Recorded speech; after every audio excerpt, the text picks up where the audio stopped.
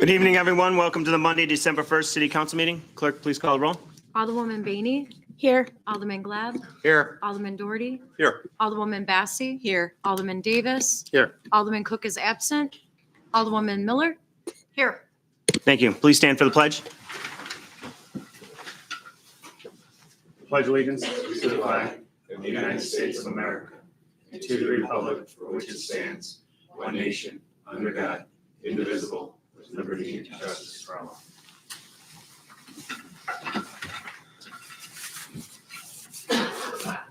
At this time, it's the public comment portion of the meeting. Is there anyone that would like to make a public comment regarding items that are not on the agenda this evening? Seeing none, moving on to the presentation and discussion regarding the downtown parking study. We have Kimberly Horn here to present the parking study. If you could step up to the podium. And if you could, Monty will probably help you out a little bit. Thank you, Monty. All right. How you doing? Floor is yours. Okay. Well, good evening. My name is Peter Lemon with Kimberly Horn. I'm joined by my colleague Sophia Camp, who worked on this, as well as a few other folks. So I wanted to take minutes tonight to walk through an overview of the study, to start with kind of an introduction, some of the objectives, some of the methodology, and then get through some of the key findings, and then ultimately some of the recommendations. There we go.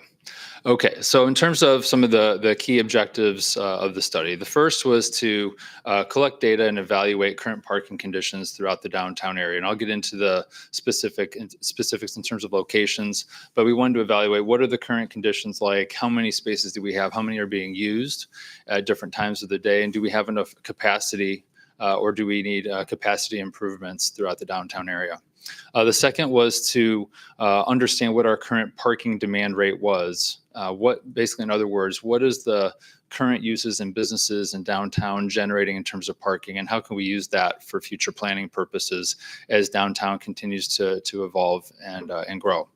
And then finally, look at recommendations for different strategies or improvements that we can use to enhance downtown parking, and thinking of it as not just in terms of like, hey, do we need more parking or less parking, but how do we support our downtown businesses? How do we make downtown McHenry a place that is attractive? We don't want to create barriers. We want to make sure we're supporting and encouraging economic development for a vibrant downtown.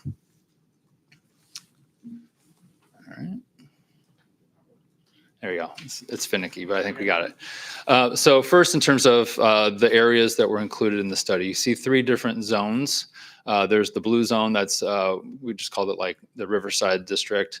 Then we have the green, which is the Green Street sub area, and then red is the Main Street sub area. So the first step was to inventory the parking spaces, the public parking spaces that we have there. It's a mix of on-street parking spaces and public off-street parking spaces. We didn't get into private lots or private locations, but the publicly accessible spaces within each zone. We then did parking utilization and turnover counts. And so the utilization first is basically how many of those spaces are occupied. So we went through on 4 different dates. Friday, we picked 2 Fridays and 2 Saturdays. Friday, May 2nd, Saturday, May 17th, Friday, June 20th, and Saturday, August 2nd. We wanted to look at a little bit of seasonality in there, but also we wanted to pick days that were busy, had good weather. I think there were shows at the Vixen. So there were busy kind of summer days that we wanted to look at in terms of active downtown environment. And so for each hour, especially the last 2 dates, the Friday, June 20th and Saturday, August 2nd, we did counts hourly from 9 a.m. to 9 p.m. So every hour we were able to collect how many cars were parked on each street, locating it by block or each street segment. We did this by collecting it through drone footage. So every hour we had drones that flew over, collected the video, and then we went back and then processed that and reviewed it to identify how many spaces were occupied or not occupied on each block. The third part was turnover. So there were about half a dozen blocks that we wanted to focus on to identify how many cars turned over within a space or how long cars were parked. In particular, that there's a lot of 4-hour parking restrictions. We wanted to identify, did we have a lot of people parking for more than 4 hours, or did we have people, how long were people parking for their stay downtown? hold on. I'm foreshadowing here. Let's see if there we go. Okay, so in this map, you'll see a color-coded kind of sections by street by each block of the parking.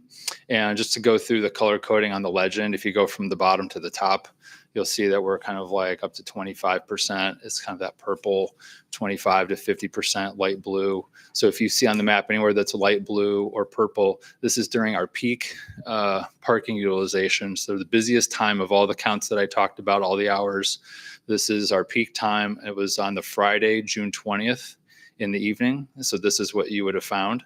The green, so we're getting up from 50% to about 75%. And then the yellow is kind of where we're starting to get busy, and that goes up to 90%, and then 90% and above is red.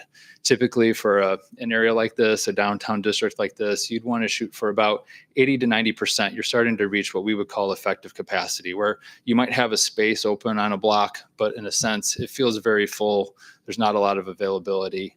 But in the once you're below that, you feel like much more comfortable in terms of the number of spaces. And what you can see is along Riverside, unsurprisingly, probably to you all, on a summer Friday night, it's red. You know, that's where it's very busy. There might be a space or two open as you drive down. Same with on Pearl, that first block off to the west, or on Green Street, you can see that that's red, and the lot there across from the Vixen, that lot is red. But if you're willing to go a little bit further into that lot, or if you're willing to walk a block away, a lot of times you can find plenty of spaces where those blocks are, half utilized or less. And then on the Main Street sub area, you can see that there's quite a bit more available parking, even just looking along Main Street itself. You can see itself has quite a bit of lower utilization. In terms of turnover, we had, I would say, across the different sub areas, about 5 to 6% of the vehicles were parked for over 4 hours. So there's some people who are parking maybe longer than what the regulations would allow. That tends to be, we don't know who those people are exactly, but in most downtowns like this, that tends to be employees who are parked for a longer period of time. And so we'll get into how to try to address some of that going forward. Okay, so the next 3 slides, I'm going to run through the 3 different districts and the parking utilization. And what you see on each of these is sort of a demand profile starting at 9 a.m. and going till 9 p.m. So this is, again, for Friday, June 20th. This was the busiest evening or day of the 4 days that we surveyed. And then you'll see each of these images below kind of represent the different peaks or associated times from the drone footage that we collected. And so this is the Riverside Drive sub area. You can see that the peak time occurs at 8 p.m. So we're getting close to 80% overall for that sub area. And then it starts to drop off precipitously after that. So as you can imagine, a lot of people, they go out to dinner, finish up their dinner, and then they start to head home. But during the rest of the day, we're kind of around like 50 to 60% as we go through the lunch hour and work our way into the early afternoon towards the dinner hour. Well, I guess this is touchy.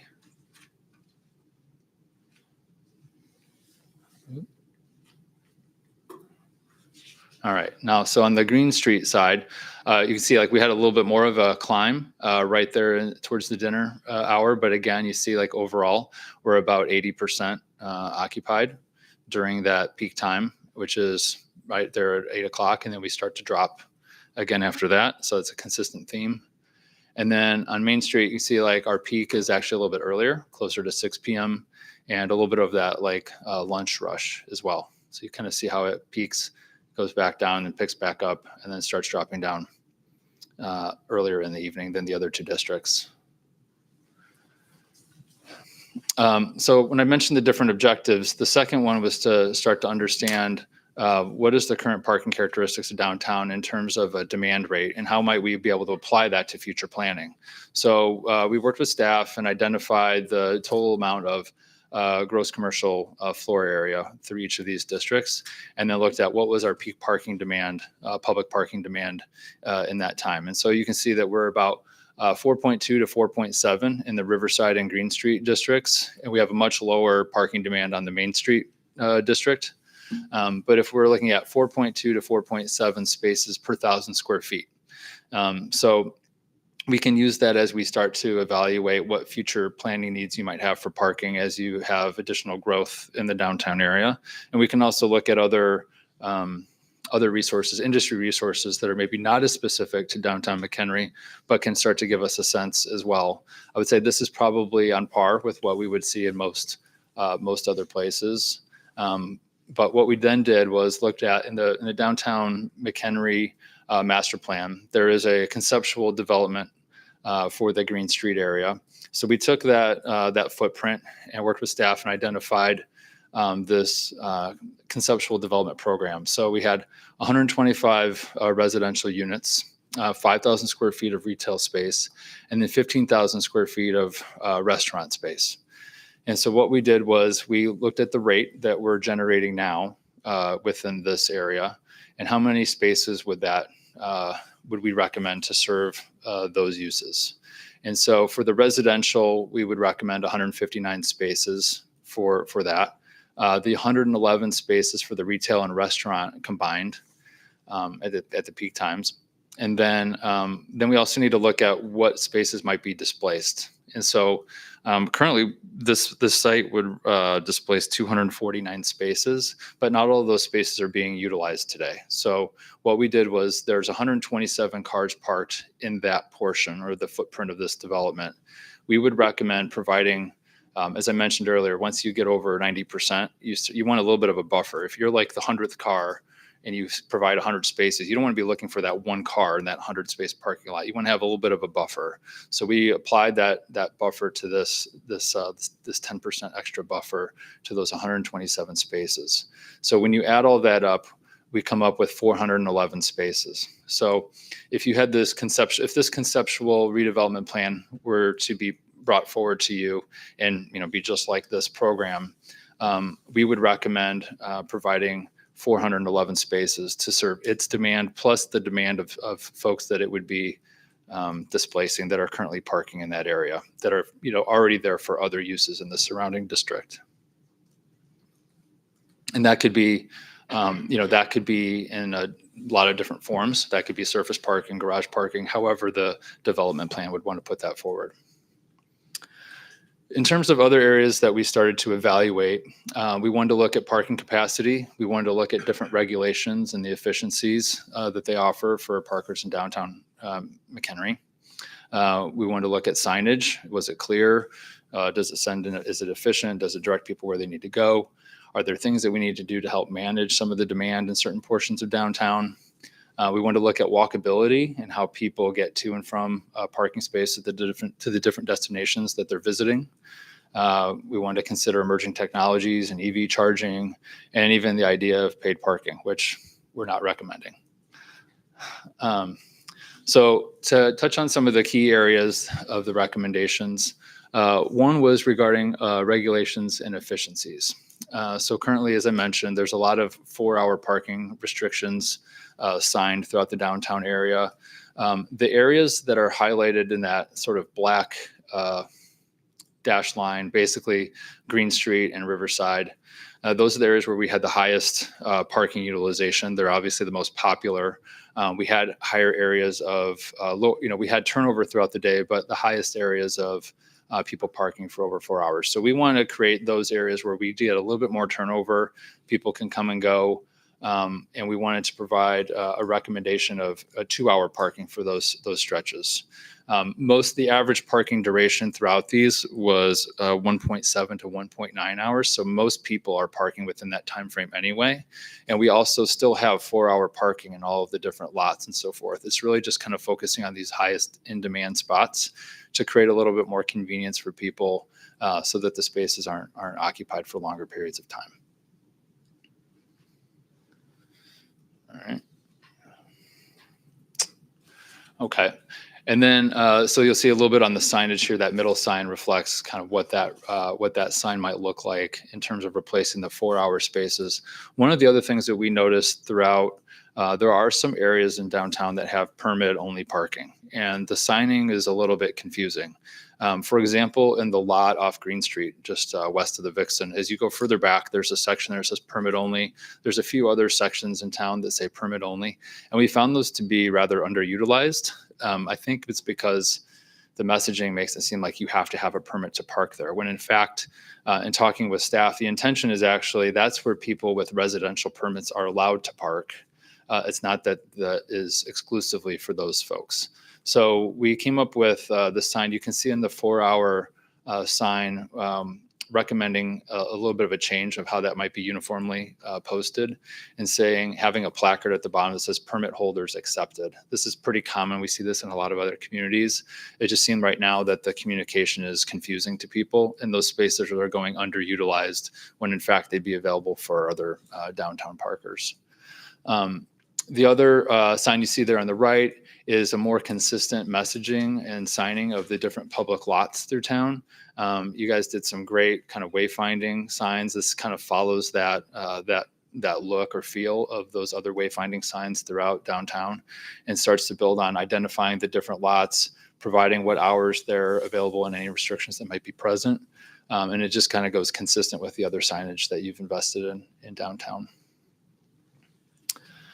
And then in terms of walkability, there's a lot, and I guess I'll call it the lot that's kind of right up on 120, just west of Green. I don't want to go back because it's taking me a hard time to get through these slides back and forth, but it's kind of elevated there.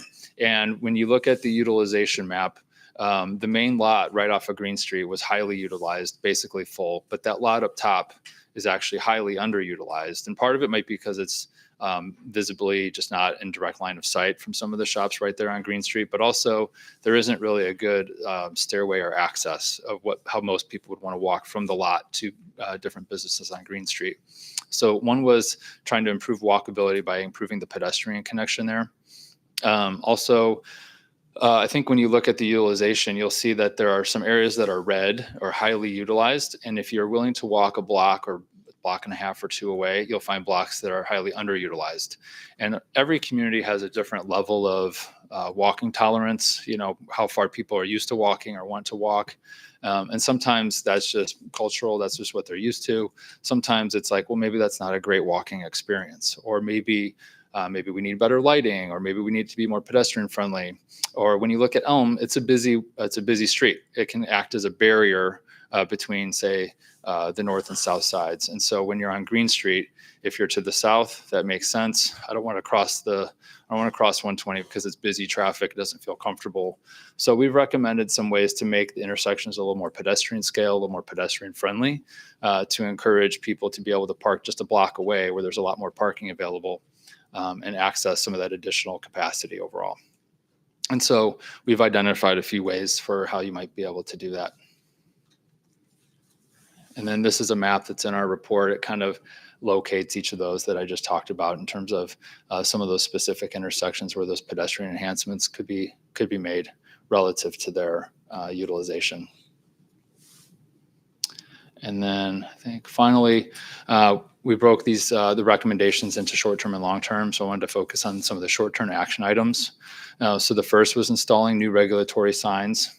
These are intended to help clarify that permit parking issue that we talked about earlier, and making sure that those designated spaces are clear for downtown employees as well as downtown residents who use those spaces.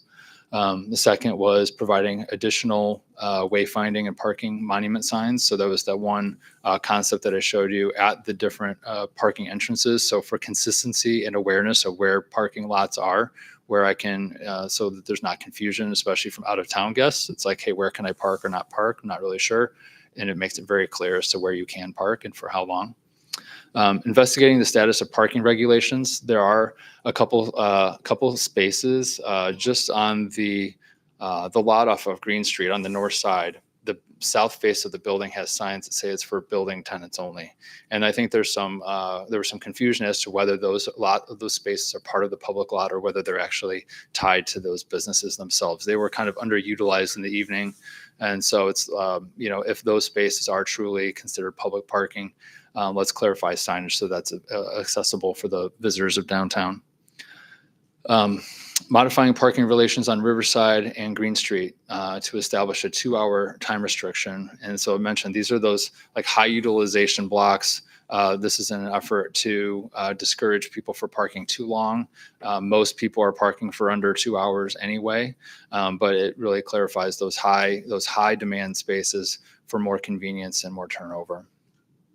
Increasing the effectiveness of parking regulation enforcement through use of LPR or license plate recognition. So this is a way for the police to go through and identify which vehicles are there and for how long they're there and whether they're in violation of the parking restrictions. You can't really go around and chalk tires anymore. So this is the technology, and it's relatively affordable to be able to do that. This is most communities or even other institutions like hospitals and campuses. They're using that as well. And then finally, the last one here was exploring low-cost opportunities for additional public parking.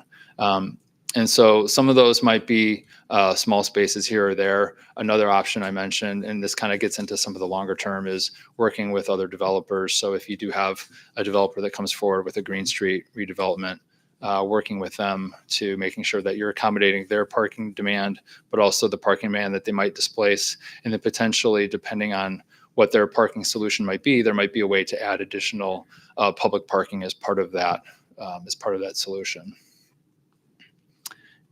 With that, I think that's the last slide. Right? That was it. That's it. So here to answer or try to address any questions y'all might have. All right, any questions by council? Oh, Alderman Bassett, go ahead. Hi, thank you for this. When I was doing my research, the city's current layout of parking spots on the Green Street area, not specifically over by what we would call the former funeral home, but just that lower area. Again, when I was doing my research, it did not look like it was ideal for maximizing usable space and promoting a smooth flow. So my question to you, was layout and traffic flow in this parking area something you analyzed, and do you have any recommendations? I think so. The area you're referring to is just north of the river, west of Green Street, right? The old funeral home. Like that area it's highly utilized. Exactly. Yeah, and the one area could you get more spaces out of it? I guess is what you're asking. Right. Yeah. It wasn't something specifically that we looked at, but in going through the lot, I remember that the side kind of along the river, so on the south side, it gets used almost like parallel parking. Mm-hmm. And typically, I would say the most efficient parking lot designs has spaces around the perimeters. Like if you were to have, like, say, 90-degree parking spaces, you would kind of ring the whole lot with 90-degree spaces. You might be able to get a few more spaces along that side of the lot, but then you would lose some spaces more internally because your spaces would be deeper than they are for parallel spaces. You might be able to get a few more spots in that area. But if you look a little bit more west in that lot, there were parts of that lot that were highly underutilized. Yeah. If I push this, is this going to light up? Or I don't know if yeah.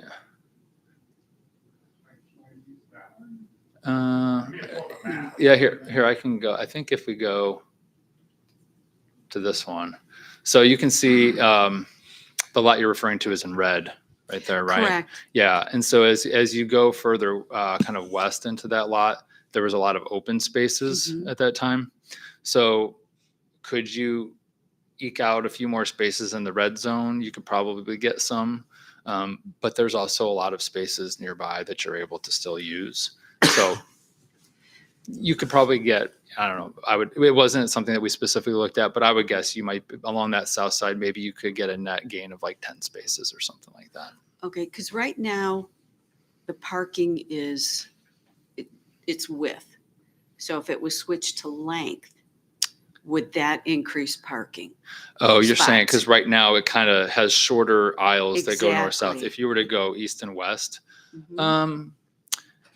I don't know. I'd have to look at it. I don't know. Okay. That might be an option to gain a little bit more. but you would have like longer aisles. So as you're kind of seeking parking, you're also kind of going down longer aisles. So sometimes there's a bit of a trade-off of like, if I want to go all the way down to come back and look for that, it kind of gets into like, what do you prefer as circulation?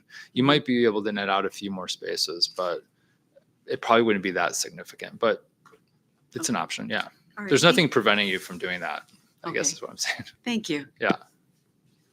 Any other questions, comments? Alderman Miller? Thanks, Mayor Jett. I was surprised by the outcome that we have adequate parking, but clearly your study gives me clarity that, one, we don't have the right signage, and people don't want to walk to available parking, which I get because our land isn't level. We don't have any walkways, to your point. Have you done any research on premium paid parking? So the red line on Riverside Drive, the red line on Green Street, I'll use Lake Geneva as my example. Mhm. If you want to be in front of a business, you're going to pay for that parking. If you're willing to walk a block, you get free parking.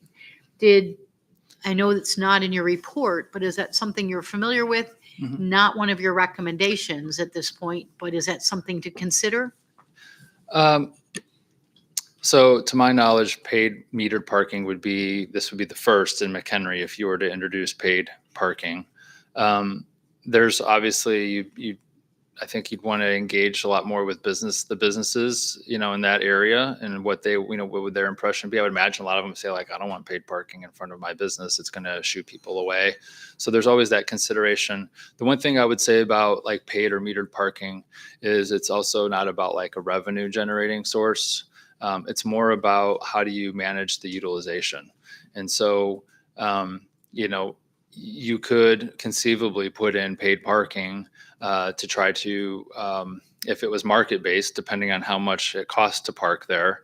And then you could control the cost to get it to a point where you're at like, say, 75 to 85% parked. You're really not typically over that right now. You're kind of like right at that level where there's always like maybe a spot or two available, but not a lot. It's just pretty complicated. Like how often, or like, is it every day? What is it certain time periods? You have to have the logistics in place to collect the money. What most people aren't doing the old school parking meters anymore. They're all digital or mobile pay. So I think there's more to it than just like, could you install it? It would be kind of dealing with the different stakeholders on those streets and how they might react to just having their block handled for that. So I think in terms of the recommendation of moving those to 2-hour restrictions and having proper enforcement of them, I think would start to drive what the metered parking would probably seek to do anyway, which is getting some kind of utilization, not having people park there for too long. There's always and if you look at this map, you can see, if I went down by closer to the river, there's that lot that's blue. And that's, so that was less than half full. So there's always like kind of spaces within a block that people can go to. So it's not that there's a lack of supply. It's just that people like to go into the high demand spaces and fill it up almost entirely before they're willing to go one more block away. I don't know that the metered spaces would necessarily decrease that utilization unless you priced it higher to the point where people are not willing to pay. So you're always going to want to kind of target around 85% or so as your peak utilization. And that's kind of where you're at right now. So I would say like right now, that's probably not something I would recommend, but going forward in the future, if you found yourself consistently at 100% or 95% plus, and the proposed 2-hour restrictions were not being either enforced or followed and still problematic, then that might be a way to help address the utilization problems.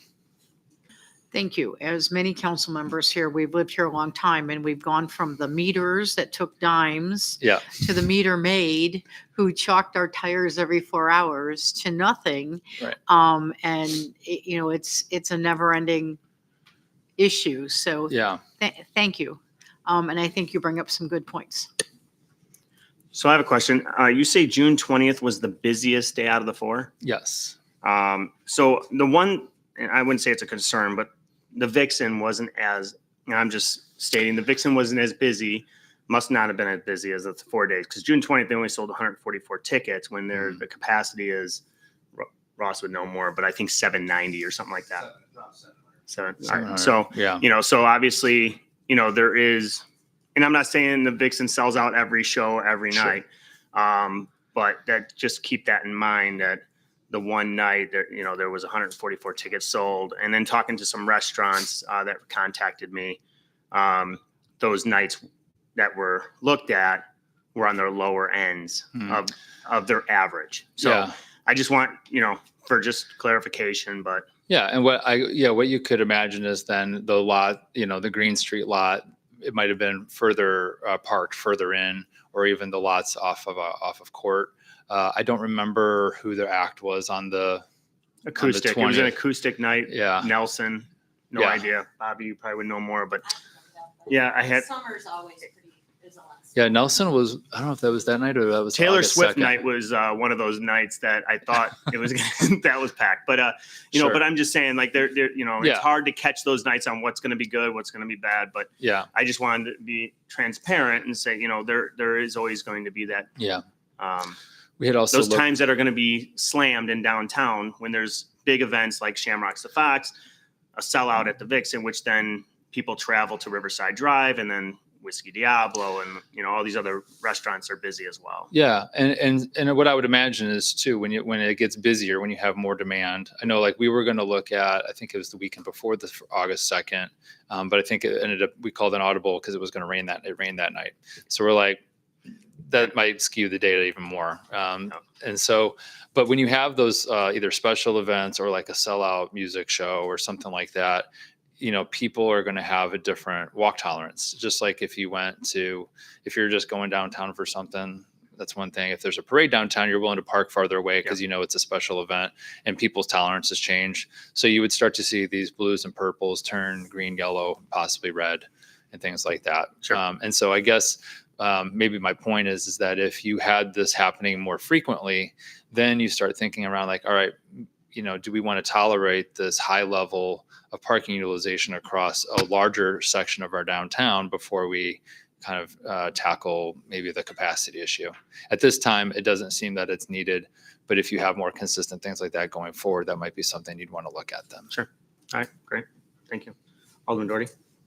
You touched on it a little bit in the report, but talking about the crossing of 120. Mm-hmm. And I don't know if you can answer the question or if that's a city question, but who controls those lights in terms of if we push that walk? I mean, it's a long wait. Is that IDOT that kind of controls the timing of that, or? I think it would be, I don't know, Greg, if you have others, but Yeah, that's an IDOT intersection at 120 and Riverside Drive. Yeah, like for sure. Riverside, Yep, or even Green. exactly. Yeah. Yeah. It's IDOT handles that. yeah. So is there do we have any leeway that you request that? We can certainly reach out to them, but ADA accessibility and all this stuff is a high priority for them. But we might be low on the list of their items that that they have to take care of. I thought so. Yeah, and so some of the things that, as Greg's touched on, like ADA requirements, and there's the width of the street, from like across the crosswalk and an average walking speed, that's what dictates what the countdown time or the flash time is. One of the things that we kind of talked about a little bit in the report is the idea of a leading pedestrian interval. So these are typically like 3 to 4 seconds where, you can imagine you're at an intersection, the light turns from red to green or turns red, and it's typically red in all directions for about a second. And then usually the walk sign comes on parallel to the side that gets the green. What a leading pedestrian interval does is it turns on the walk phase only before that light turns green for 3 to 4 seconds. So pedestrians sort of get a head start. So they're not now trying to cross as traffic's already going. They're able to kind of go ahead and start going. So they're already in the intersection, kind of getting a head start. It only takes 3 to 4 seconds in each, you do that twice. So that's like, say, 6 seconds. But it's pretty effective in just helping kind of create a more pedestrian friendly intersection. And that's something that you could look at with IDOT and say like, hey, if we were to reallocate 3 seconds in each direction to pedestrians first, that could go away. You may not be able to reduce the overall time it takes for the flash, but you might be able to introduce a little bit of a head start for Yeah. pedestrians. I don't have a time with the amount of time it takes to walk across it. Mhm. My issue is when you push the button, you may be pushing it for 10 minutes before. it Before your finally turn comes up. Yeah, it changes the lights. Yeah. And that, obviously, the Green Street's even worse because if the fire department sends something out, now the whole thing's resetting. It's a disaster. Yeah, it has to recalibrate. Yeah. Yeah. Just run. No. I'm just kidding. I go back the other way and go around the front of the bridge. Alderman Glad, go ahead. Yeah, all I want to mention is as far as these crossings across 120, we keep talking about blending the downtown areas. However, each one has its own significant characterization, and crossing 120 is going to get more and more complicated as we go down the road, because if you take a look, 120 traffic counts keep significantly going up. Yeah. And I wouldn't be surprised in the next 10 to 15 years, they're not going to be talking about widening 120 again. So, like I say, I think to some extent we need to look at reality, and that's the fact that 120 is going to be a very difficult crossing unless somebody wants to build a bridge over it or something. Yeah, bridges would be an option. I would generally steer away from that just because the ADA requirements of trying to get over, you got to ramp and get up and over. What I've seen in many cases is, a community might build a bridge and then people are just like, I'm not going to wait to go up the stairs or whatever. I'm just going to cross. Like that takes too much time to get up and over. But I mean, I guess that just goes to the point of kind of working with IDOT and trying to see, I think IDOT is definitely more, I won't say progressive. I'll just say more pedestrian focused than they historically have been. So it's always worth kind of that conversation with them to say like, hey, what are some tools? If we looked at, a menu of items, whether it was leading pedestrian intervals or bump outs or just reallocating some of the time to serve pedestrians a little bit more north to south, see what they say. I think they're definitely more open to that than I think they would have been even like 10, 20 years ago, but worth the conversation. Have you ever seen a municipality possibly look at instead of an overpass, an underpass underneath something like 120? I know it'd be quite expensive, but Yeah, it'd be pretty you know, expensive. That would be the main thing. I mean, could you do it? Yes, it'd be very expensive. And again, it's not something that we'd want to do in the next couple of years, but it's something to think about for the future as traffic keeps growing and growing more. Yeah. All right. Thank you. Alderman Bassi, go ahead. Bainey, you mean? Bainey, jeez, sorry. It's going to be a forever problem. Sorry. The Riverwalk goes under 120, by the way, and which kind of is, I don't have a question, but just a comment. I think messaging is everything. And you really made a great point of mentioning that multiple times in here. I mean, just as an example, if you don't want to go through that crosswalk, enjoy the Riverwalk. It was quite expensive to your point. Sure. And it does go, from restaurant to restaurant and even parking lots to other parts of town. But I think one of the problems that we have that you also did address is some of these parking lots aren't all that well lit from the parking lot to maybe the main part of Green Street. And if we were able to, and you had a photo of a little P sign for parking. I walk that all the time. I've never even seen it. It's just never caught my eye. So, to have better messaging and just clearer, identifying routes that people can take. And the Riverwalk in our downtown is so beautiful. And when the streetscape gets done on Riverside Drive, I think really it's almost like a cultural shift of, messaging about the things that you can see and enjoy and the leisurely time of taking a walk versus worrying about getting from that parking lot to the restaurant.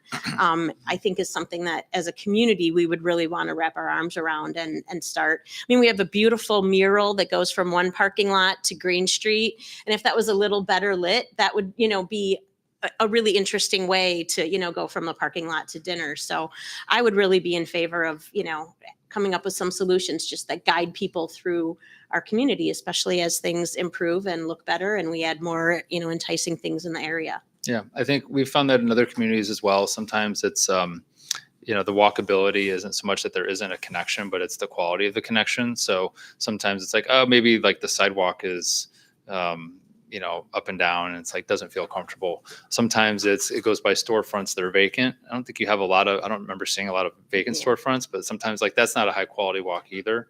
So things in terms of like visibility, having it be well lit, good quality, all those things start to then generate kind of just creates that walk radius that people are willing to go. Creates a larger radius for people, and then you're able to tap into some of this like parking capacity that you have that people aren't using regularly. Or maybe some people like that and they're like, hey, I have my secret parking space. I never have a problem right there. Yeah. Don't tell anybody. Well, and I mean, like Venice is such a great example. Like when that road gets finished, and it's, doesn't look like it's looked over the past few years. I think that might be a nice step in getting people to feel more comfortable walking in that area. Sure. But I would love to see us invest a little bit more in those kinds of solutions. Awesome. Alderman Miller? Speaking of the mural, that alley appears to be wide enough for a car. Is there any thought process to making that a one-way into the Court Street parking? Is that even, Right next to that building when it goes down? yeah, I think that's their private property. I think, is that, yeah. that is a private alley right there. We had to get an And there's easement for the easement. I sewer. think we have an easement. Yep. thank you. Any other questions by council? Alderman Bainey? If we decide tonight to purchase the building on Green Street that's in here, will we be able to switch that parking to be public that's currently private and marked for customers of that business only? Go ahead. So that's actually that is our lot. Those signs showed up there. Oh, some point. interesting. Yeah, Oh, so that's identified, and I think we'll probably do something with that if we purchase this tonight. I would so even imagine. on this, So they say they're private, but they're not. They're labeled. they're labeled, They're labeled private. but that is a city lot. Interesting.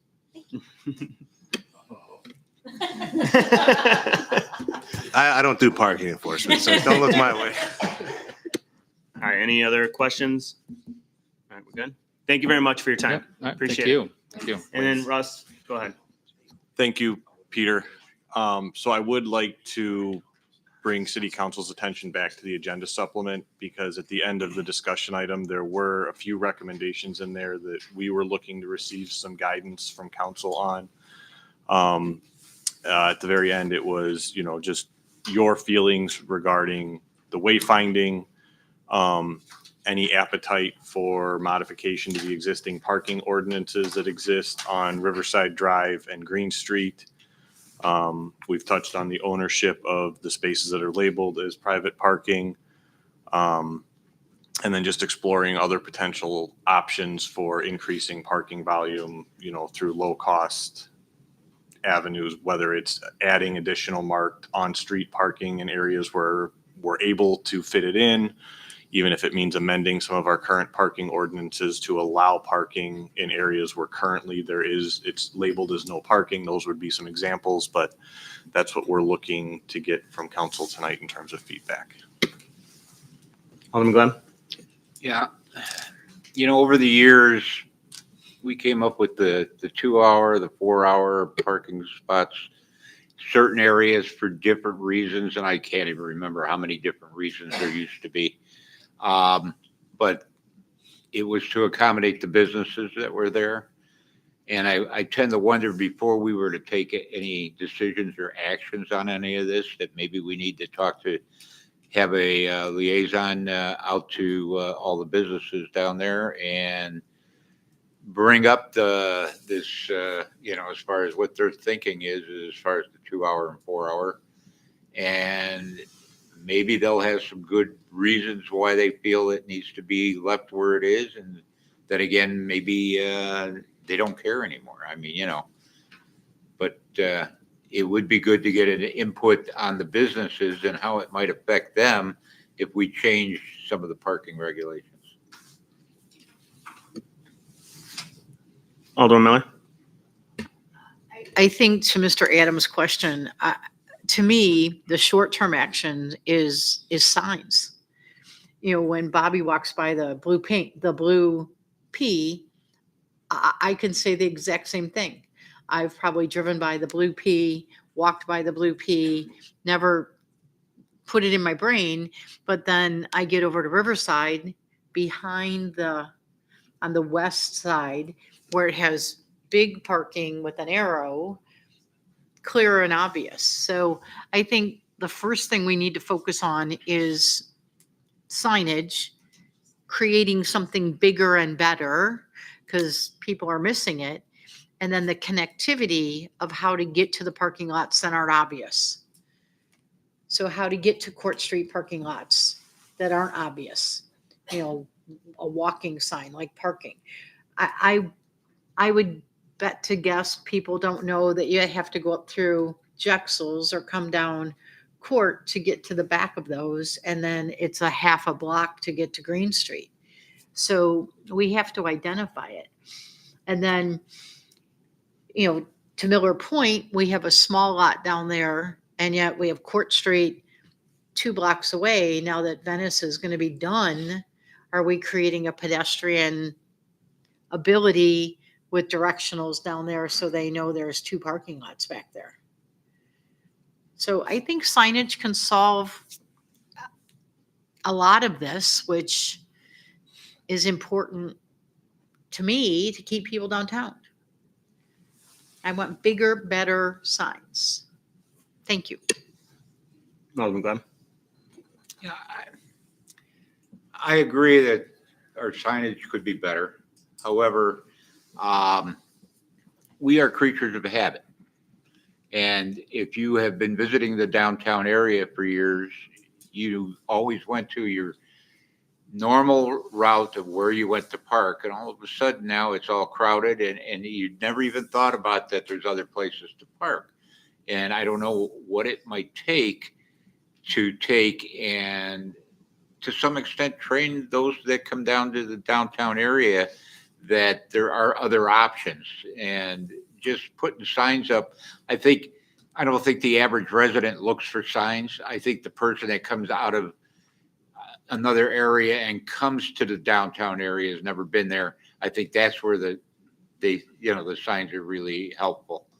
But I think to some extent, I don't know what it might take to wake up some of our residents that come downtown that are used to certain things that aren't working because of the growth, and get them to try different areas. I don't know.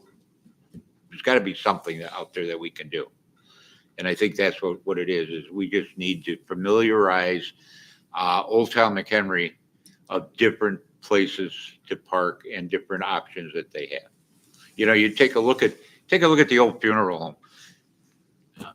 Nobody uses it, you know, and I hear that from everybody, you know, and what's it going to take to get people to start using that parking area, especially those that are complaining that there's no parking down there? Signage. I mean, it has no signage Well, there. Yeah. Is it just signage? I don't know. Yeah. You gotta remember, I think I think the people that are now going in our downtown is not just residents. I want to say 60%, I don't know, but I'm saying 60% of those people that are coming in our downtown are outside city limits, you know, and I think that's even more important. That signage is so important for our downtown and what parking lots they could park in. And, you know, I think there's also collaboration with the Vixen or something like that, where, you know, maybe there's an automatic email that goes out and says, hey, here's the parking lots they could park in. And I think they do that. I do that, especially That's when right. we sold out shows. Okay. So I kind of figured that, but I Maps that we've made. so I think it's important, like that other businesses do that. We could talk to, you know, Whiskey Diablo, DC Cobbs, the you know, Buddies, Jexel's, you know, and have a map that is sent out to all those people that come and visit, and on their website, like parking, you know, make it a tab on their website. It takes 5 minutes to add a page. So maybe there's things that we can do, but I think signs is 100% needed. And I think, you know, whether it's a monument sign or parking, whether there's restrictions, whatever the case may be, I think the signage is our biggest concern. And I don't disagree with you about having someone talk to the business about the 2 hour and 4 hour. I think the last thing we want to do is change it to 2 hour and it doesn't work and pisses people off. And then all of a sudden we're switching it back. Right. So I do think, whether I could talk to staff, we could figure out a way to get to those businesses. Doug Martin obviously has all the contacts and emails. So maybe he's the liaison to do that. But we could certainly discuss that. But I think signage is definitely a must for sure. So sorry I cut you off, but No, you're good. it's fine. It's exactly what I was thinking. So All right. we're right on. Alderman Bainey. To give you the feedback you're looking for, I think signage is really important too. Plus, I think it's kind of a cornerstone of a classy community to see things like that the city's invested in that help people to find their way around. So I would be in favor of that. I absolutely agree. I would never want to exclude our local businesses from being part of the conversation. But when I really thought about it and took a walk down Green Street, and I can't think of one business down there that a customer would need to park at for more than 2 hours. And very few, I mean, at the Vixen, yes, but that typically happens after 8 o'clock. So it's kind of exempt from that, where everything else is a restaurant, coffee shop, boutique shopping, so if the businesses were in favor, I would be in favor of a 2 hour parking limit, if in fact it's something that we are enforcing, so that would kind of be key for that. And definitely if there's private parking that's not private parking, we should do that. And I am also in favor of just looking for additional parking downtown if we can find, whether it's reconfiguring some of the things that we have. But I think all of the recommendations that were made, I can stand behind. Awesome. Chief. Can you Yeah, also- I would just add one thing that hasn't really been brought up, but just being able to establish addresses for all of our parking lots and get them into Google Maps as actual public parking, because they're not currently now. And people rely on GPS all the time to get to where they're going, and they just don't populate. So, I think some of them are on Waze. Yeah. So I agree. I agree with you. And then also, can you, Chief, sorry to put you on the spot here, but 2 hour and 4 hour, I know we've had conversations when I first was elected. Can you explain what transpired with the 2 hour to 4 yeah, hour? so historically we were 2 hour parking except for a couple of we'll call the off streets. Court Street between 120 and Pearl had some 4 hour parking, and so did Park Street between 120 and Pearl, and so did areas like around Veterans Park and things like that. But we were 2 hour parking on the main part of Green Street, Riverside Drive, and on Green Street. We got feedback from the sitting council. This is 2017. After getting feedback from those existing businesses that they were getting tired of getting tickets for extending past the 2 hour parking. And these were more about owners of businesses, I think, than anything. So council advised they wanted to change it to 4 hours. And that's the reason why we did that. Sitting council gave staff direction to change it to 4.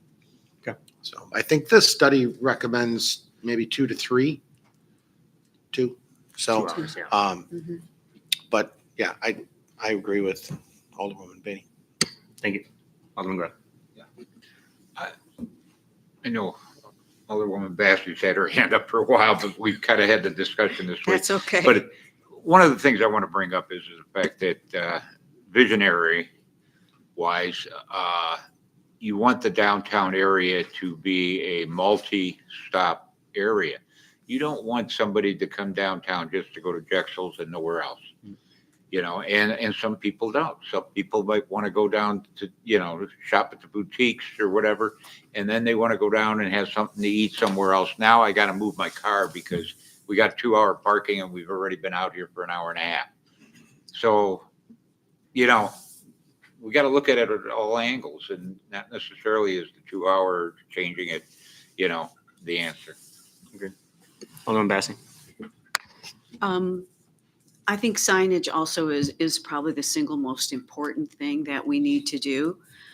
But the 2 hour parking, that's actually only on the street. So the lots would still be 4 hours. So if you know you're going to be there for a while, you can park in a lot where you're going to have 4 hours. If I know I'm going to be walking downtown, I always park by Veterans Park because I know I'm going to be minimum of a 3 hour walk when I'm downtown.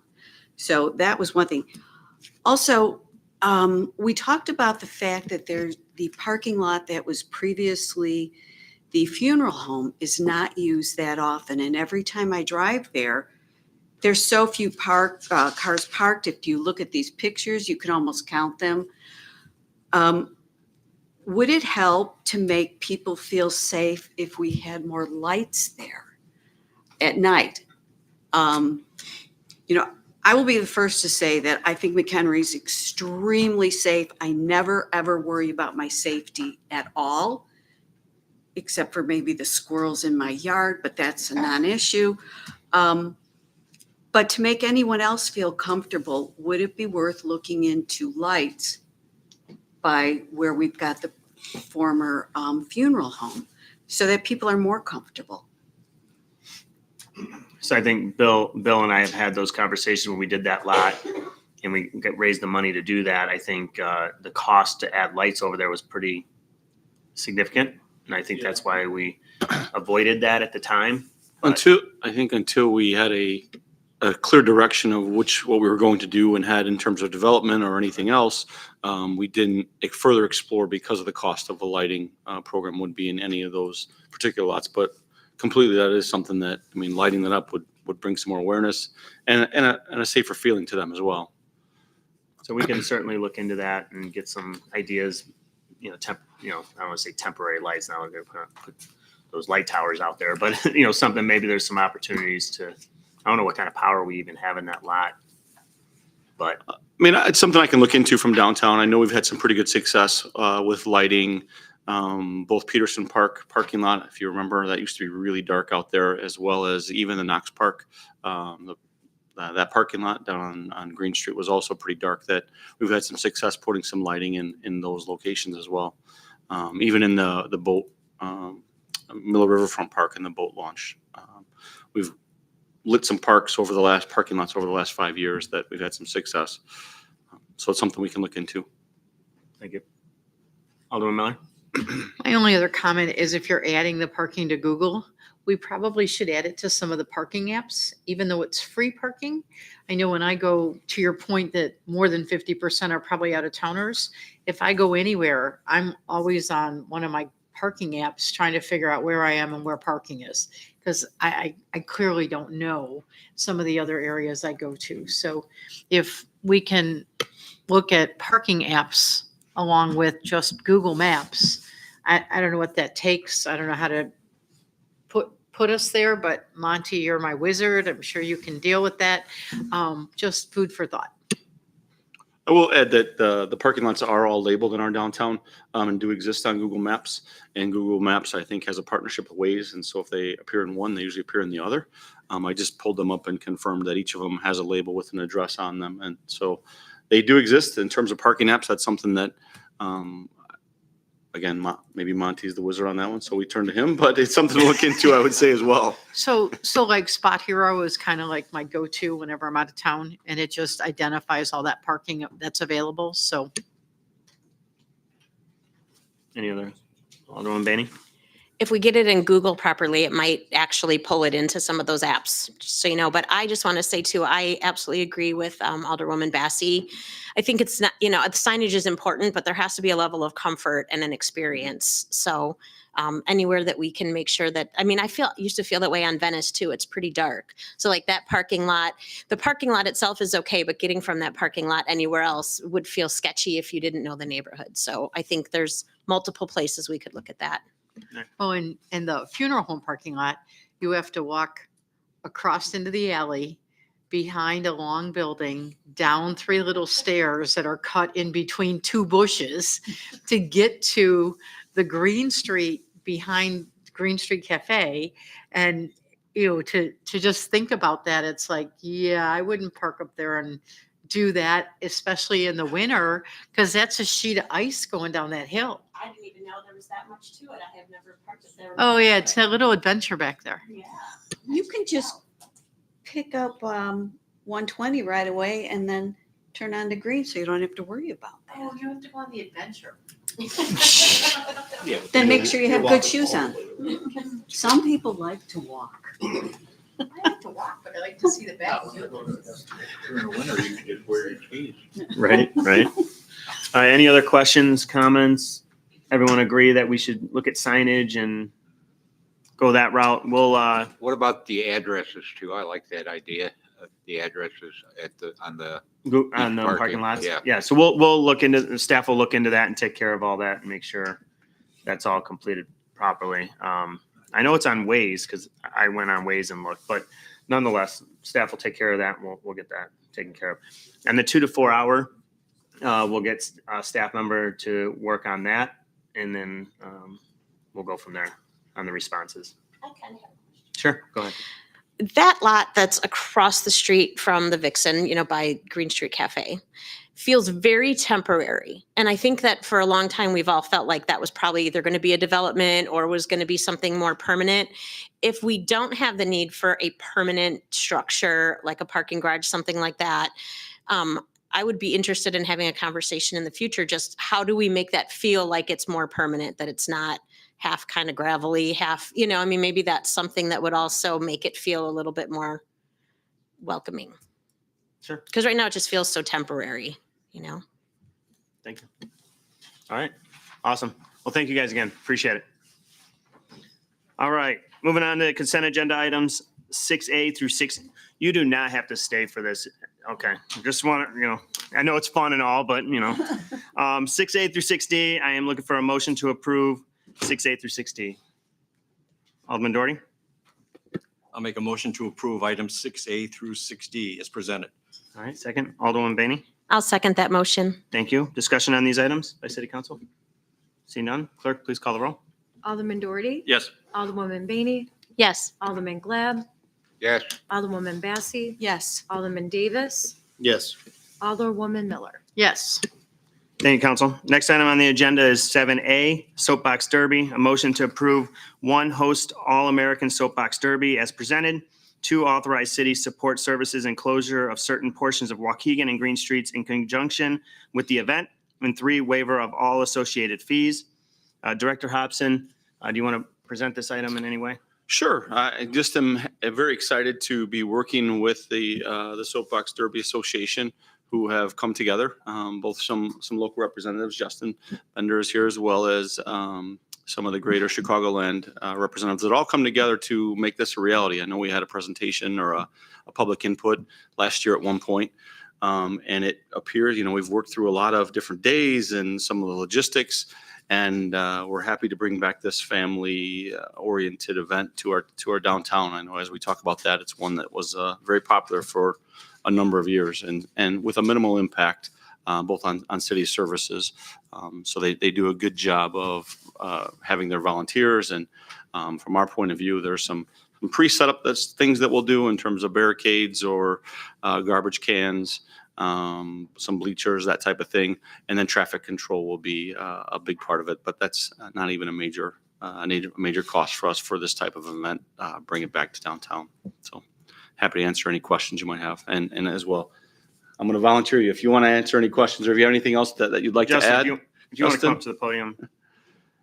Justin's brought so much energy to this. And so as a local participant and somebody that has quite a bit of passion about this, and I could never express what he's brought to it. So if you Justin, have hit the other center things to button. add. Hit the center button and lower the mic a little bit. There you go. A little bit more. No, I'm just kidding. Go ahead. Thanks, Justin. I'm Justin Bender. If any of you have any questions, I'd be more than happy to answer it. Alderman Massey, go ahead. It's not a question. It's just a statement that I think this is a great family event. And it's a good example of types of events where the city should be waiving their fees. And I'm really looking forward to bringing this back to the community. So thank you so much. And I will be voting yes. Thank you. Any other questions, comments? Alderman Bainey, go ahead. I just have a comment. First of all, I'm really glad to see you guys back here, and I also am very excited about this event. When I was out in the parking lot, Justin made a song about this event, and it is so fantastic. Not that he needs to play it now, but I hope that the city will use it for promotion and that you guys listen for it because it's amazing. It's really good. Very cool. I would second that. It was really catchy. It was a good video. Jeez.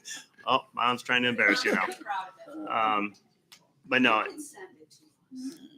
I got it. I could send it to him. But yeah, so Alderman Gleff, go ahead. Yeah, my only concern is the waiver of the fees, maybe for the first event, first year.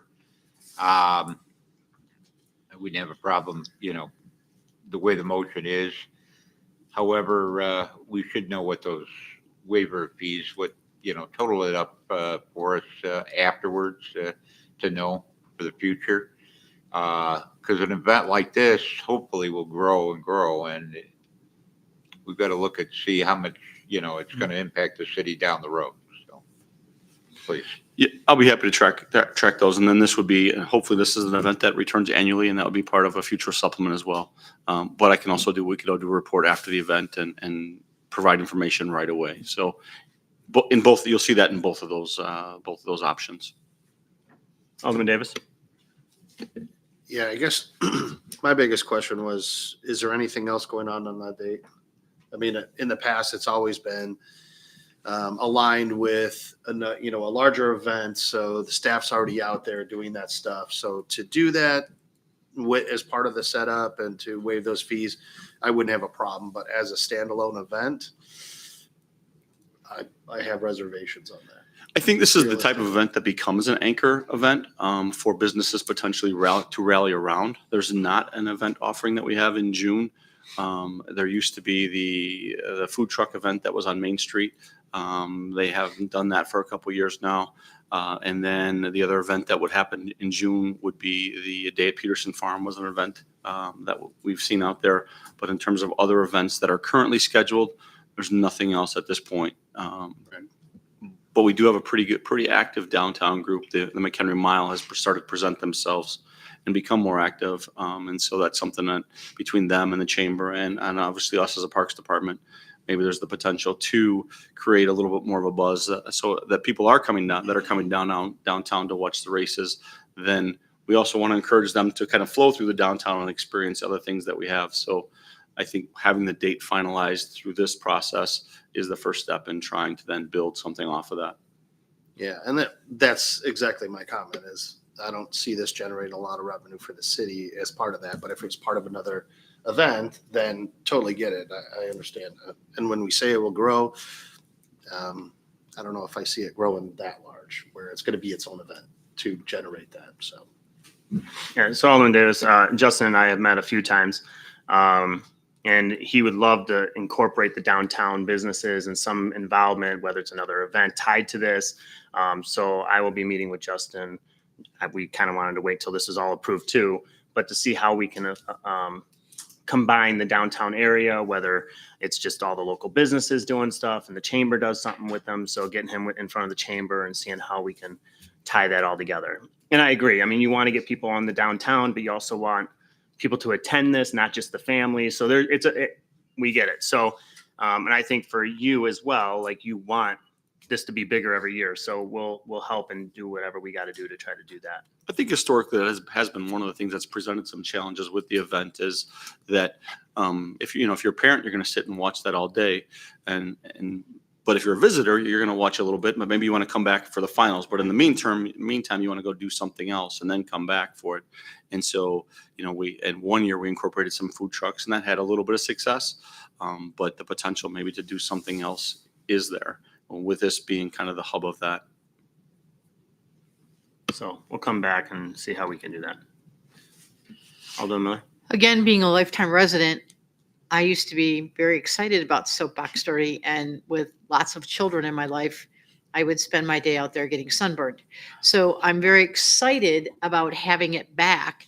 And I think since we've had the Soapbox Derby, since not having it since 2018, we now have Miller Point, which I think people will leave the Derby if they're not watching a heat, walk down Waukegan, go across the bridge, do a little shopping at the mini shops, and wander their way back. So I think we've created an environment to make this grow.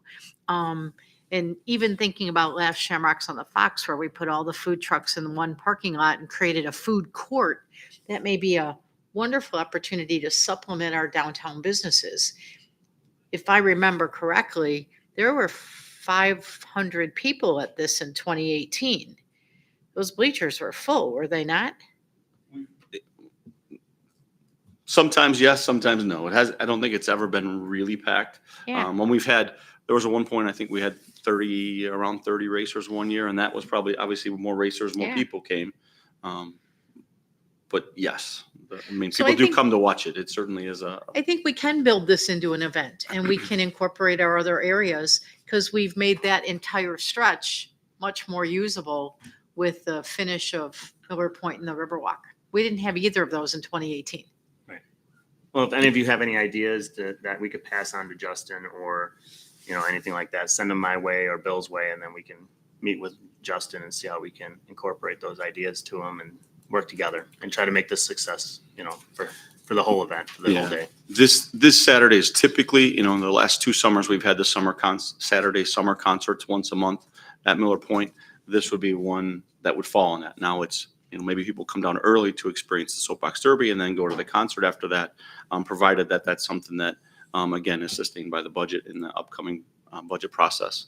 But that's been included in the last 2 years' budget. We've had some good success with our Saturday concerts, just those once a month bigger concert as opposed to the less formal Sunday, just come down into a food truck. So I just want to add that as well. I just wanted to put one more idea out there just because we can. Many other communities that are creating the environment that we're creating downtown have on entry points to like the Riverwalk, a placard or a frame of calendar of events. So they have every summer event and its location at every entry point so that you walk up to it and you go, oh, I'm here on May 1st.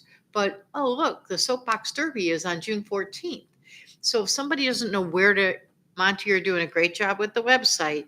But if we already have individuals out there meandering, I think we need to incorporate not only the parking signs, but a schedule of event signs that is a sheet of paper behind a closed plexiglass frame just to keep people aware of what's coming up. I think it's important as we're creating this environment. Even something with a QR code, that way you're not putting everything on one sign. You just a QR code that goes right to a specific site. Kiosk by the Riverwalk shops also has all those, but I don't know how many people look at it. Hopefully they do. Wasn't cheap, so. Alderman Bainey. Sue's good look at, have you seen it at the? Oh, okay, I was thinking that was one of the Blue P kind of things. So, but if above the QR code, I'm not going to walk up to a QR code and scan it just because I have. But if it says schedule of events, QR code.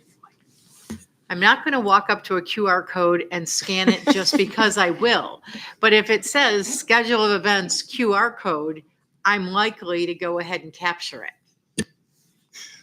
Thank you, Sue. Go ahead. I have a question for you, Justin. How many communities, surrounding communities have a Soapbox Derby? Do you know? Back in the day, they used to have quite a bit. Nowadays, there's none of them. So McHenry would be kind of exclusive in having this activity. Yeah. Back when I raced in McHenry, I raced against people from Crystal Lake. As far out as what's the name of that town? Rockford. Thank you. Yeah. It brought a lot of people from all around to McHenry.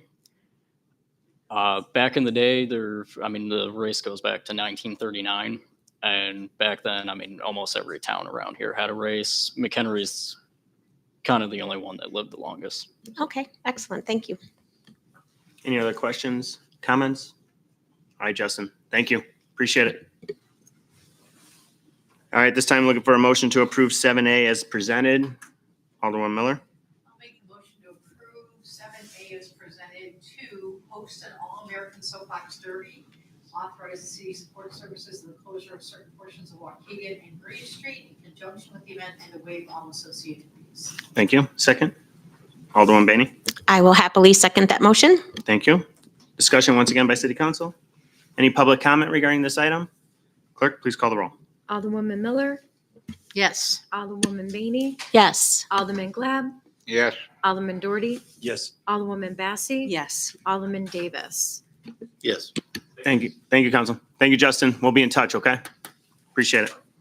Next item on the agenda is 7B, purchase of 1219 Green Street. Looking for a motion to authorize the mayor to sign the proposed City of McHenry notice of exercise of option to buy 1219 Green Street, McHenry, Illinois.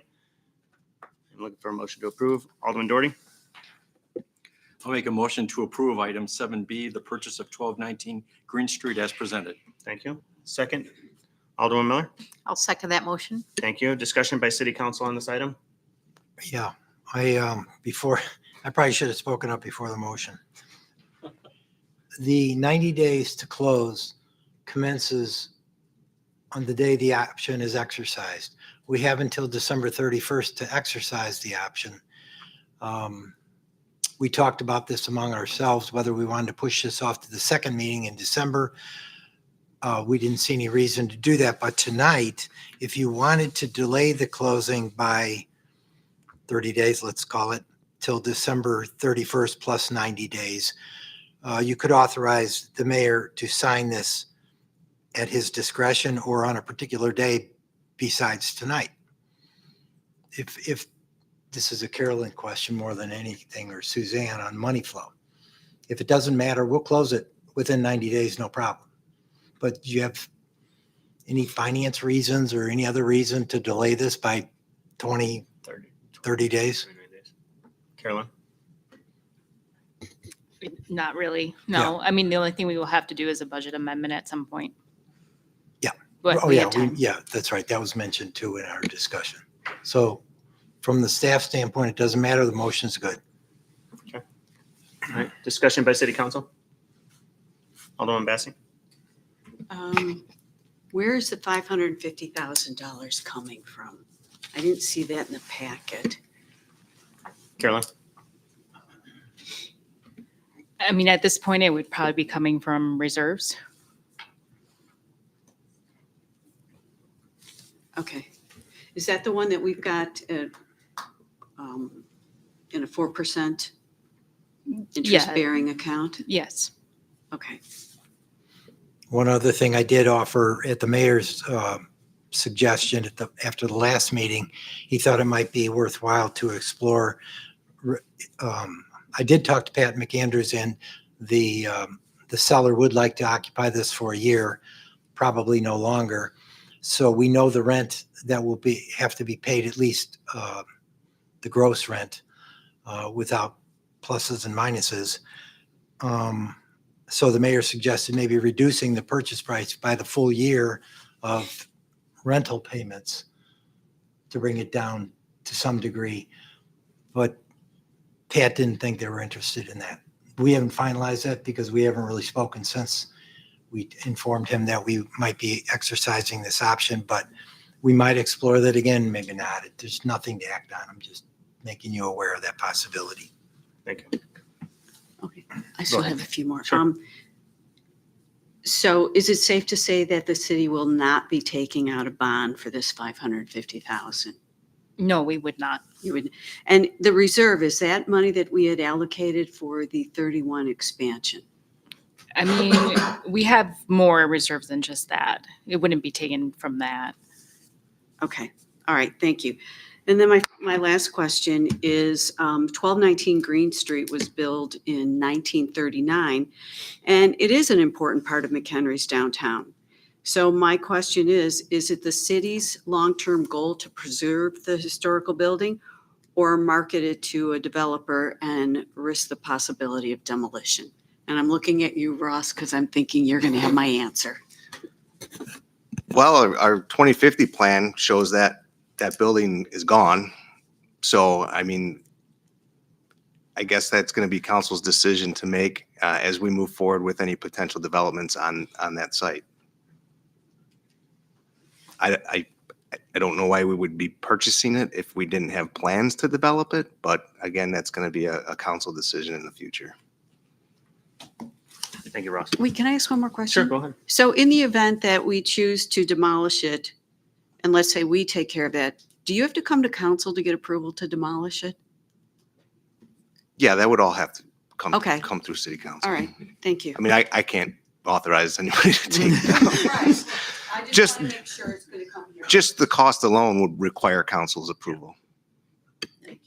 I also just wanted to point out quickly that this would be a TIF eligible expense as well, if we wanted to recoup that from the TIF at a future date.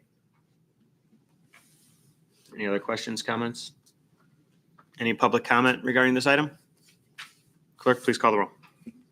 Alderman Doherty, Yes. Alderwoman Miller, Yes. Alderman Davis, Yes. Alderwoman Bassey, No. Alderman Glad, No. Alderwoman Bailey. Yes.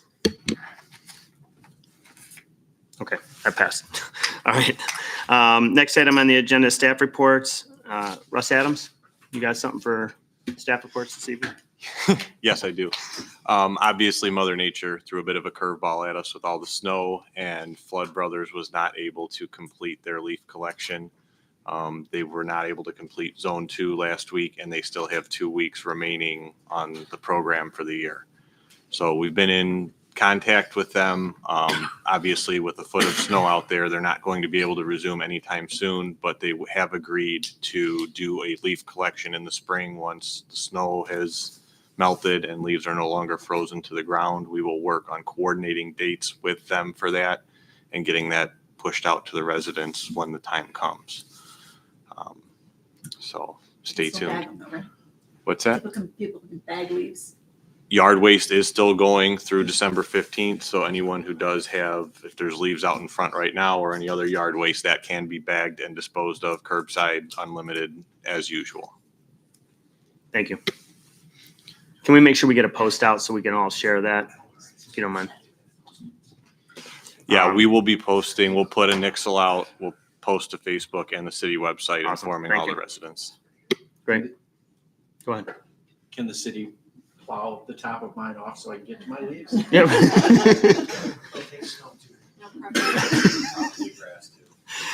All right.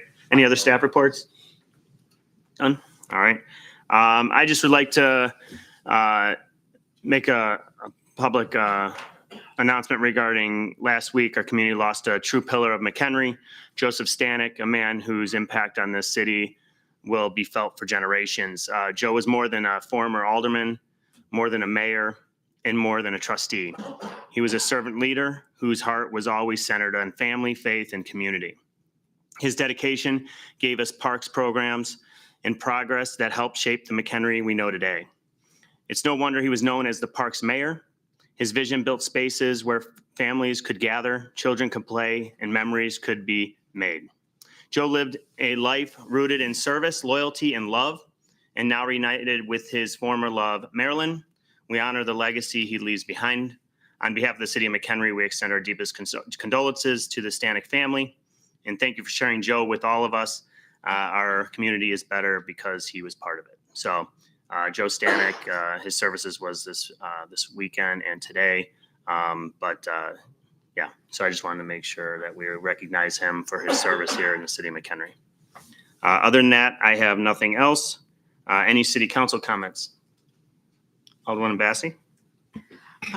I attended the Bull Valley Bridge open house last week, and I wanted to thank Public Works. It was very informative, and I learned a lot, so thank you so much.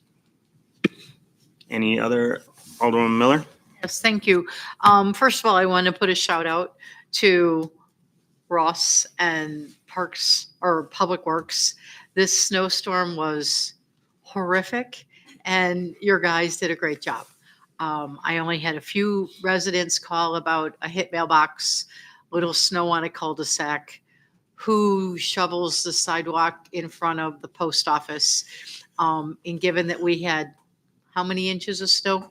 8, 10, I don't even know. I thought that was minute for the moment. So congratulations. Also wanted to put a shout out to Parks and the guys who did the lighting. The tree and the parks look amazing.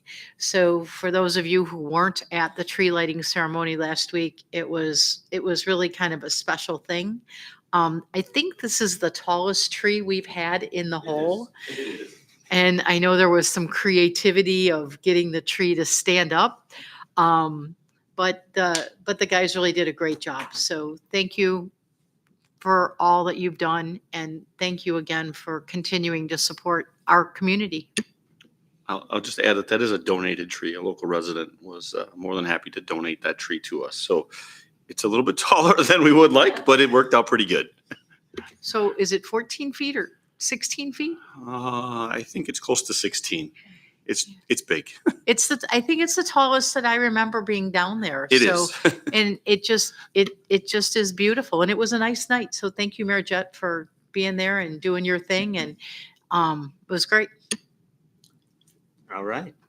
I second all that, by the way. Go ahead. I just want to say thank you as well. The streets were awesome. No, really, because like I went out and I go, wow, I can go shopping now, but I'll figure it out. So thank you. Hopefully you were shopping local in McHenry. Yeah. Only shopping in McHenry, right? But only. Any other? Alderman Glad, go ahead. Yeah. We talk about the leaf problem, and I just, to some extent, am not happy about the fact that they didn't get to finish the zone 2. I would hope that that would be the first zone that they finish up. They should know where they ended up, and in the spring, that's the first place that they should be going to. I mean, I had a tremendous amount of leaves in my front yard, I know, and in fact, in order to get it within the 2 feet or 4 feet of the curb without going into the street, I actually had to wind up spreading it out to where it was out in front of the parkway next to me, just to get the leaves all out there and worked my tail end to get them out there for the week that it was scheduled, and they never got there. Now, there is another problem with them, and that's the fact that I don't know if anybody else has had this complaint, but their billing is terrible. Terrible. Couple months, well, more than a couple months, but a couple billing periods back in the spring. They took and I got a bill that was due the next day. And of course I sent out the check, and 2 weeks later I get another letter that says that I'm past due. And then I call them up and I told them when I sent the check, and 2 days later, all of a sudden it clears the bank. And it was kind of weird. Now, this last bill, and this is becoming excessive, I have talked to other residents. This bill was for the beginning the 1st, was the billing period. They actually show on the bill that they sent it out on the 6th. It was due the 27th, and I got it in the mail on the 26th.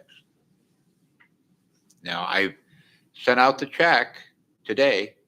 It'll be interesting to see how long, because sometimes I've had to, or I had to call them, that it takes 3 weeks for them after I mail in the check for it to clear my bank, which just kind of screws my up as far as my budgets and everything else, that I review my bank statements all the time. So we need to talk to them as far as getting that done, because it isn't just me. It's residents also that are telling me that. So there are some problems that they've got out there. It isn't residents that are just complaining ridiculously or anything else, because I've experienced it myself. Sure. Is it just me, or is it funny that you're writing checks? I don't know. I'm just saying. I'm just gonna throw that out there. I don't even own checks, but I know. But the point I'm getting more than anything else is I want to give them money and they don't want to take it. I get it. You know? I get it. I just find it funny. Yeah. I don't know. I just, yeah.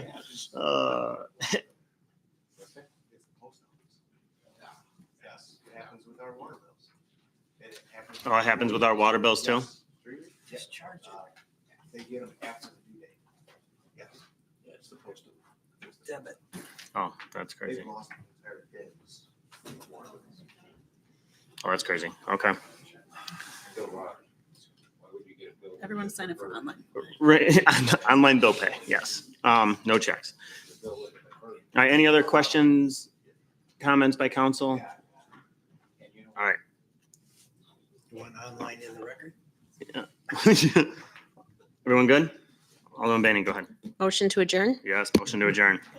Second, Alderman Miller, Second, thank you. Clerk, please call the roll. Yes. yes. Yes. Yes. Yes. Yes. Thank you, everyone. Have a good evening. Drive safe. Russ, don't leave. I just got a complaint about Flood Brothers. Russ. I think we all got it.